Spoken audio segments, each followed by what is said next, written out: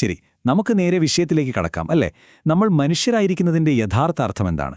ഈ ഒരു വലിയ ചോദ്യമാണ് നമ്മൾ ഇന്ന് നോക്കാൻ പോകുന്നത്. നമ്മൾ വെറും കുറച്ച് കെമിക്കൽസിന്റെ ഒരു കൂട്ടമാണോ? ഈയൊരു ചോദ്യത്തിൽ നിന്നാണ് നമ്മുടെ ഇന്നത്തെ ഈ ഒരു ചിന്ത തുടങ്ങുന്നത്. ഇതൊരു യാത്രയാണ്.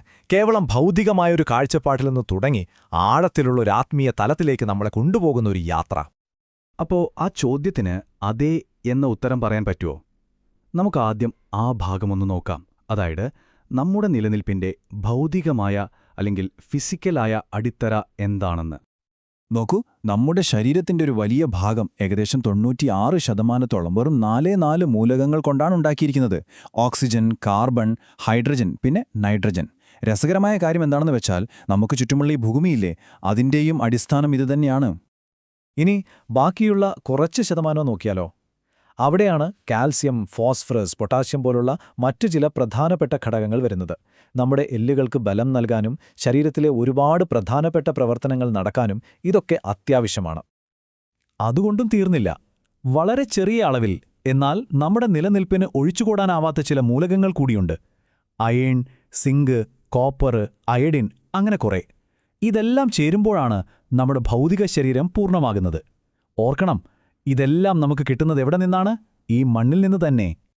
അപ്പോ ശാസ്ത്രീയമായി നോക്കിയാൽ കാര്യം വളരെ വ്യക്തമാണല്ലേ? നമ്മുടെ ശരീരം എന്ന് പറയുന്നത് അക്ഷരാർത്ഥത്തിൽ ഈ ഭൂമിയുടെ ഒരു ഭാഗം തന്നെയാണ്. നമ്മൾ മണ്ണുമായി എത്രത്തോളം ആഴത്തിൽ ബന്ധപ്പെട്ടിരിക്കുന്നുവെന്ന് ഇതിൽ നിന്ന് മനസ്സിലാക്കാം. പക്ഷേ കഥ ഇവിടെ തീരുന്നില്ല. ഇത് ചിത്രത്തിന്റെ ഒരു പകുതി മാത്രമേ ആകുന്നുള്ളൂ. മനുഷ്യൻ എന്നത് ഇതിലും വലുതായ ഒന്നാണ്. അതെന്താണെന്ന് നോക്കാം. നമുക്ക് അടുത്ത ഭാഗത്തേക്ക് പോകാം. മനുഷ്യന്റെ ഈ ഭൗതിക ശരീരത്തിനപ്പുറം എന്താണുള്ളത്?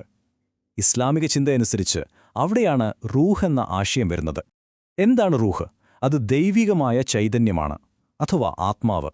മനുഷ്യനെ കേവലം മണ്ണിൽ നിന്നും വ്യത്യസ്തനാക്കുന്ന ആ ഒരു സ്പാർക്ക്. ഇവിടെ ഖുർആനിലെ ഒരു വാക്യം ശ്രദ്ധേയമാണ്. മനുഷ്യ സൃഷ്ടിപ്പിനെക്കുറിച്ച് പറയുന്നത് 2 ഘട്ടങ്ങളായിട്ടാണ്. ആദ്യം കളിമണ്ണിൽ നിന്ന് ഒരു രൂപമുണ്ടാക്കി, അതിനുശേഷം അതിലേക്ക് തന്റെ ആത്മാവിൽ നിന്ന്, അതായത് റൂഹിൽ നിന്ന് ഊതി എന്ന് പറയുന്നു. അപ്പോ ആദ്യം ഭൗതികമായ രൂപം, പിന്നെ അതിലേക്ക് ദൈവീകമായ ചൈതന്യം. നമ്മുടെ ഭൗതിക ശരീരത്തിന്റെ യാത്രയെക്കുറിച്ച് പറയുന്ന മറ്റൊരു വാക്യം നോക്കൂ. ഭൂമിയിൽ നിന്നാണ് നാം നിങ്ങളെ സൃഷ്ടിച്ചത്, അതിലേക്ക് തന്നെ നിങ്ങളെ മടക്കും, അതിൽ നിന്ന് തന്നെ വീണ്ടും പുറത്തു കൊണ്ടുവരും. എത്ര മനോഹരമായിട്ടാണ് ആ ഒരു സൈക്കിൾ വിവരിച്ചിരിക്കുന്നതല്ലേ? മണ്ണിൽ നിന്ന് തുടങ്ങി മണ്ണിലേക്ക് തന്നെ. അപ്പോ നമുക്കൊരു ആത്മാവുണ്ട്, പക്ഷെ അതുകൊണ്ട് മാത്രം കാര്യമില്ല. ഖുർആൻ പറയുന്നു, അതിനെ സംസ്കരിച്ചവൻ വിജയിച്ചിരിക്കുന്നു എന്ന്. അതിന്റെ അർത്ഥമെന്താ? നമ്മുടെ ജീവിതത്തിന്റെ ഒരു പ്രധാന ലക്ഷ്യം തന്നെ ഈ ആത്മാവിനെ, ഈ റൂഹിനെ പരിപോഷിപ്പിക്കുകയും ശുദ്ധീകരിക്കുകയുമാണ്, അല്ലാതെ വെറുതെ ജീവിച്ച് തീർക്കലല്ല. അപ്പോൾ നമുക്ക് 2 ഭാഗങ്ങളുണ്ടല്ലേ? ഒന്ന് ഭൗതികമായ ശരീരം, മണ്ണ്. 2 ആത്മീയമായ റൂഹ്. അപ്പോൾ സ്വാഭാവികമായും ഒരു ചോദ്യം വരും, ഇവ രണ്ടും തമ്മിലുള്ള ബന്ധമെന്താണ്? എങ്ങനെയാണ് ഇത് രണ്ടും ഒരുമിച്ച് പ്രവർത്തിക്കുന്നത്? ഇതൊന്നു നോക്കൂ. മനുഷ്യനെന്നാൽ ഈ 2 ഭാഗങ്ങൾ ചേർന്നതാണ്.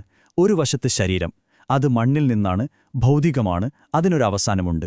മറുവശത്ത് ആത്മാവ് അഥവാ റൂഹ്, അത് ദൈവീകമാണ്, ആത്മീയമാണ്, അത് അനന്തമാണ്. അപ്പോൾ മനുഷ്യന്റെ ഏറ്റവും വലിയ പ്രത്യേകത എന്താണ്? അത് ശരീരമോ ആത്മാവോ മാത്രമല്ല, മറിച്ച് ഈ മണ്ണിന്റെയും ആത്മാവിന്റെയും ഭൗതികമായതിന്റെയും ദൈവികമായതിന്റെയും ഒരുമിച്ചുള്ള ഈ ഒരു യാത്രയാണ്, ഈ കൂടിച്ചേരലാണ് നമ്മളെ നമ്മളാക്കുന്നത്. അപ്പോൾ നമ്മൾ ജീവിതത്തിൽ ചെയ്യേണ്ടത് എന്താണ്? വളരെ ലളിതമാണ്. 2 കാര്യങ്ങൾ. ഒന്ന്, നമ്മുടെ ഭൗതികമായ ഈ ശരീരത്തെ, മണ്ണിൽ നിന്നുള്ള നമ്മുടെ അടിസ്ഥാനത്തെ അംഗീകരിക്കുക, അതിനെ പരിപാലിക്കുക. 2, നമ്മുടെ ഉള്ളിലുള്ള ആ ദൈവികമായ അംശത്തെ, ആത്മാവിനെ പരിപോഷിപ്പിക്കുക.